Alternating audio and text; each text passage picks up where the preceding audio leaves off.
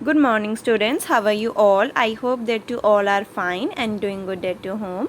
So, welcome back to your science class. So, today we will study about terrestrial habitats. In last class, I have told you that what is habitat and what is adaptation. So, habitat क्या होता है? Habitat जहाँ पे जो organism रहता है उसके आसपास का एनवायरनमेंट, उसके आसपास का surrounding, that is called habitat. And what is adaptation? जब कोई ऑर्गेनिज्म किसी न्यू जगह पे जाता है तो वहाँ पे वो जो एडजस्टमेंट करता है, दैट इज़ कोई भी एडजस्टमेंट करे या फिर कोई चेंजेस करता है ताकि वो उस जगह में ढल जाए, उसे हम बोलते हैं adaptation. And now we will study different type of habitats. Basically जो मैंने आपको बताया कि जो भी ऑर्गेनिज्म जहाँ पे रहता है उसके आसपास का जो सराउंडिंग होता है, that is known as habitat. And मैंने आपको ये भी बताया था कि कोई भी ऑर्गेनिज्म दो जगह पे रह सकता है, या तो वो लैंड में रह सकता है या फिर वो वाटर में रह सकता है. तो ऐसे एनिमल्स जो लैंड में रहते हैं उन्हें हम बोलते हैं टेरेस्ट्रियल हैबिटेट्स. और ऐसे एनिमल्स जो वाटर में रहते हैं जैसे रिवर्स, ओशियन, लेक्स, पोन्ड्स, उनको हम एक्वेटिक हैबिटेट बोलते हैं. So now we will discuss terrestrial habitat. Terrestrial habitat कौन से हैबिटेट होते हैं? जो लैंड में लोकेटेड होते हैं. Habitats located on land are called terrestrial habitats. ऐसे habitats जो लैंड पे प्रेजेंट होते हैं और एनिमल्स जब लैंड में रहते हैं तो उनका हैबिटेट कौन सा होता है? Terrestrial habitat. इसके एग्जाम्पल्स हैं. अब टेरेस्ट्रियल हैबिटेट ऐसा हैबिटेट जो लैंड में प्रेजेंट हो. सो लैंड में कौन कौन सा हैबिटेट प्रेजेंट होता है? Desert, mountain, grasslands, forest and coast. Coast वो एरिया, वो हैबिटेट होता है जो ओशियन के पास होता है या फिर किसी रिवर के पास. दैट मीन्स जो हमारे वाटर होता है, वाटर के पास वाला जो एरिया होता है उसे हम कोस्ट बोलते हैं. जो पानी के या फिर ओशियन के किनारे पे या फिर रिवर और लेक के किनारे जो होता है, that is known as coast. Okay, so now हम इसके बारे में भी वन बाय वन पढ़ेंगे. So first we will start with desert. So as we all know, desert is a very big area. A very big area of land is covered with sand. इसमें जो land होता है वो sand से cover होता है, यानी रेत या मिट्टी से भरा हुआ होता है. तो ऐसे लैंड को हम डेजर्ट बोलते हैं.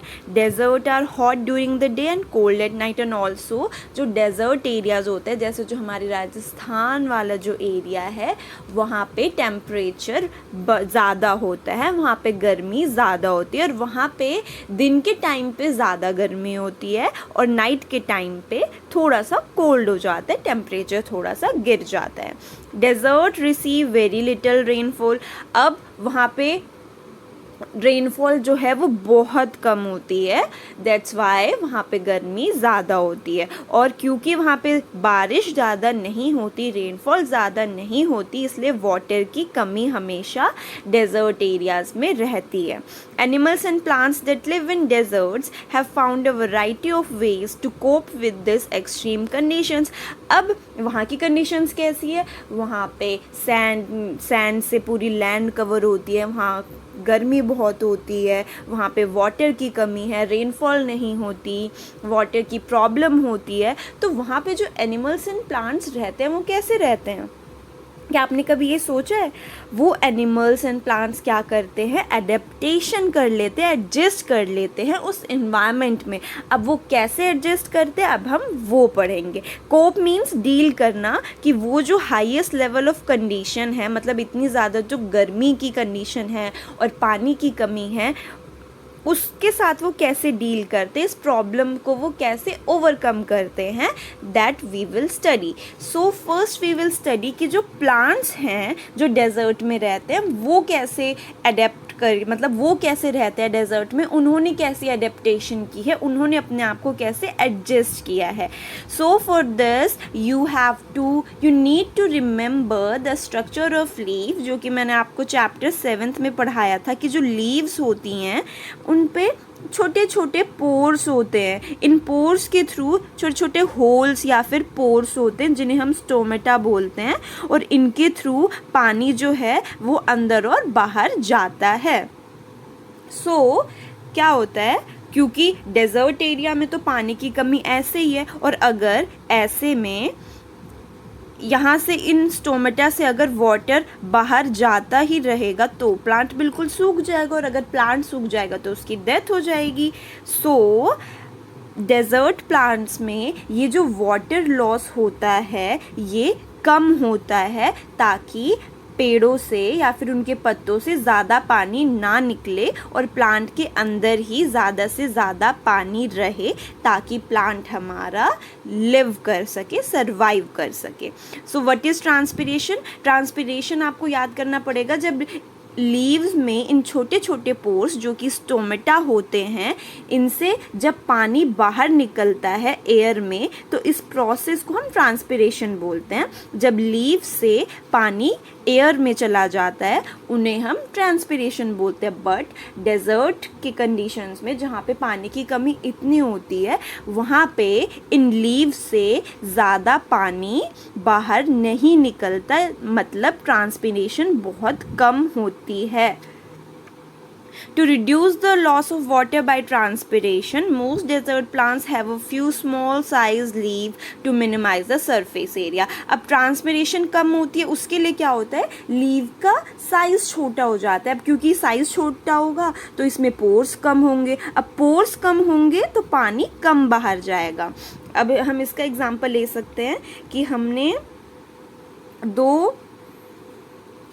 हमने ग्लास ले लिए, हमने 2 ग्लास ले लिए। अब ये क्या है, ये बड़ा गिलास है थोड़ा और ये थोड़ा छोटा ग्लास है, तो इसमें क्या होगा, इसमें ज़्यादा पानी हम इससे बाहर निकाल सकते हैं और इससे थोड़ा थोड़ा पानी निकाल सकते हैं, क्योंकि इसका एरिया कम है। सेम लीफ की केस में, जो बड़ी लीफ है उसमें ज़्यादा पोर्स है तो ज़्यादा पानी बाहर जाएगा, बट अगर छोटी लीफ है तो पोर्स कम होंगे और पानी कम बाहर जाएगा। इस वे में जो डेजर्ट प्लांट्स होते हैं वो अपनी बॉडी से वाटर लॉस को कम कर देते हैं और अपनी बॉडी में ही पानी को स्टोर करके रखते हैं। जैसे हमें पानी की ज़रूरत होती है, हम पानी पीते हैं, हमारी बॉडी के अंदर पानी होता है, ऐसे ही प्लांट्स को भी पानी चाहिए होता है। दैट्स वाई, और क्योंकि यहाँ पे पानी की कमी है तो वो अपनी लीव की जो साइज़ है उसे छोटा कर देते हैं, ताकि पानी ज़्यादा बाहर ना जा सके। अब दूसरा इन्होंने क्या चेंज करा है, दूसरा चेंज इन्होंने ये किया है कि जो श्रब्स होते हैं, जो छोटे छोटे प्लांट्स होते हैं, मीडियम साइज प्लांट्स होते हैं, उसमें ब्रांचेस कम होती है। अब ब्रांचेस कम होती है तो क्या होगा, अगर ब्रांचेस कम होगी तो लीव्स भी तो कम होंगी। जैसे ये हमारी स्टेम है, ये हमारा ट्री है, बट अगर इसकी ब्रांचेस कम होंगी, ब्रांचेस पे ही तो लीव्स होते हैं, अगर ब्रांच कम होगी तो लीव्स भी कम होंगे, और लीव्स कम होंगे तो वाटर का लॉस भी कम होगा।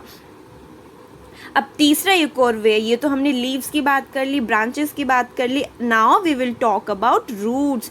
जो इनकी रूट्स होती हैं वो बहुत लंबी लंबी होती हैं, ताकि ये सॉइल के काफ़ी अंदर तक जाके सॉइल से पानी ले सके। दैट्स वाई इनकी रूट्स लंबी लंबी होती हैं।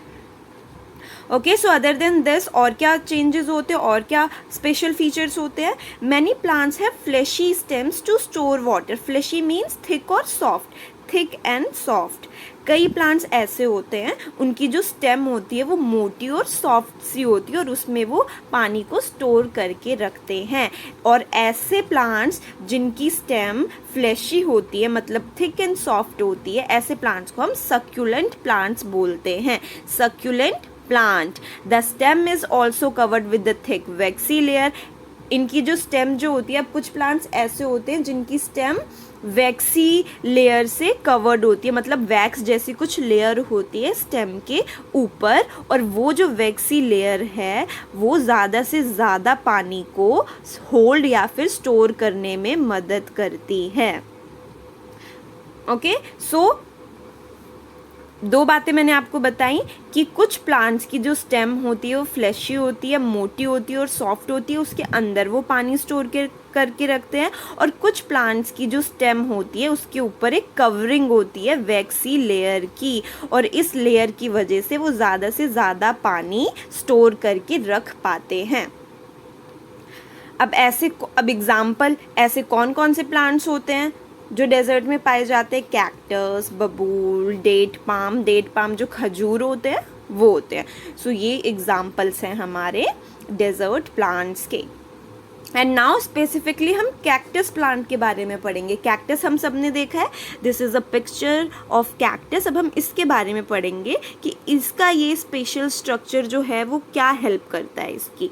तो सबसे पहले ये कि जो इसकी स्टेम है वो थिक ग्रीन एंड फ्लैशी होती है, मोटी होती है, ग्रीन होती है, और आप देख सकते हैं कितनी मोटी है। फ्लैशी मैंने आपको बताई थी, टिश्यू लाइक सॉफ्ट होती है। ये उसके ऊपर निडल्स हैं, निडल्स की वजह से ये कांटेदार होती है। बट अगर हम इसके निडल्स हटा दें, ये जो स्पाइन्स है, ये कांटे अगर ये हटा दें और इनका ये जो ग्रीन पोर्शन देखें तो ये सॉफ्ट होता है और थिक होता है, और इसी के अंदर ये पानी स्टोर करके रखता है। और इसमें क्योंकि लीव्स तो होती नहीं, प्लांट्स में लीव फोटोसिंथेसिस परफॉर्म करके अपना खाना खुद बनाती है, इसमें लीव्स नहीं होती, तो इसमें ये जो स्टेम है, ग्रीन पार्ट है, यही फोटोसिंथेसिस परफॉर्म करके फूड बनाता है अपने लिए। Next point, the leaves have been modified to spines. अब जो इनकी लीफ है, सारे प्लांट्स में तो लीफ होती है, तो इसकी लीफ कहाँ गई? तो इसकी लीफ मॉडिफाई हो जाती है। मॉडिफाई मतलब चेंज हो जाती है इन स्पाइन्स में। ये जो नीडल लाइक कांटे जैसे स्ट्रक्चर्स हैं, इनमें चेंज हो जाती है, मतलब लीफ से स्पाइन्स में ये चेंज हो जाती हैं। Leaf change to spines, leaf जो है वो हमारी स्पाइन्स में चेंज हो जाती हैं। एंड ऑल्सो अब लीफ, जैसे मैंने आपको पहले वाले केस में बताया था कि अगर लीफ कम होंगी तो वाटर लॉस कम होगा। अब इसमें क्योंकि लीव्स है ही नहीं तो वाटर लॉस बहुत ही कम हो जाएगा और ये ईजिली अपने अंदर पानी स्टोर कर सकती हैं। ये तो हो गई पानी वाटर स्टोर करने की बात। अब इन कांटों की वजह से कोई दूसरा एनिमल इसे खा नहीं पाएगा, सो ये अपने आप को प्रोटेक्शन भी प्रोवाइड करती है ये स्पाइन्स। ये इसका दूसरा फंक्शन हो गया। Now third is a wide spread network of thin roots spread close to the soil surface ensures that the plant can quickly absorb even a few drops of rain. इनकी जो roots होती है वो पतली होती है। पतली क्यों होती हैं? क्योंकि पतली रूट ईजिली रेन वाटर को, जो सॉइल में रेन वाटर, जो रेन हुई और सॉइल में जो वाटर गया तो सॉइल गीली हो जाती है, तो उस गीली सॉइल से जो ये कैक्टस है वो क्या करती है, सॉइल से रूट के अंदर एब्जॉर्ब कर लेती है वाटर, और ये पतली होती है तो ईजिली सॉइल से रूट में पानी चला जाता है, रूट से कैक्टस में चला जाता है। So these three are the adaptations of cactus plant. So for today we will do this only. In today's class we have discussed कि terrestrial habitat क्या होता है। terrestrial habitat जो land पे present होता है उसे हम terrestrial habitat बोलते हैं। इसमें desert आ जाते हैं, mountain आ जाते हैं, grassland जहाँ पे grass grow करती है, forest जो normal जंगल होते हैं, coast जो ocean के किनारे वाला एरिया होता है, that is coast. And then we have studied about desert कि desert क्या होता है और वहाँ पे कौन कौन से एनिमल रहते हैं, एंड वहाँ का टेम्परेचर कैसा होता है, वहाँ पे वाटर सप्लाई की कमी होती है, शॉर्टेज होती है। फिर हमने प्लांट लाइफ के बारे में पढ़ा कि प्लांट जो होते हैं, जो डेजर्ट में रहते हैं, उनकी लीफ छोटी छोटी होती हैं, उनकी ब्रांचेस कम होती हैं, एंड उनकी जो रूट्स होती हैं वो गहरी होती हैं, लंबी लंबी होती है ताकि वो सॉइल से पानी ले सकें, और उनकी स्टेम फ्लैशी होती है, थिक होती है, जिन पे वो पानी स्टोर करके रखते हैं। उनके पास एक वैक्सी लेयर होती है जिनकी वजह से वो पानी को स्टोर कर पाते हैं। And in particularly we have talked about cactus plant. Cactus plant में हमने पढ़ा कि उनकी जो लीव्स होती हैं वो स्पाइन्स में चेंज हो जाती हैं, जिसकी वजह से वाटर लॉस बहुत कम हो जाता है, ट्रांसपिरेशन बहुत कम हो जाता है, और ये अपनी इन स्पाइन से वो अपने आप को प्रोटेक्ट भी करती है एनिमल्स से। फिर हमने बात करी रूट्स की कि इनकी जो रूट्स होती हैं वो पतली पतली होती है और उन पतली रूट्स की वजह से वो सॉइल से ईजिली पानी एब्जॉर्ब कर लेती हैं. So this is it for today. I hope that you all have understood. Thank you.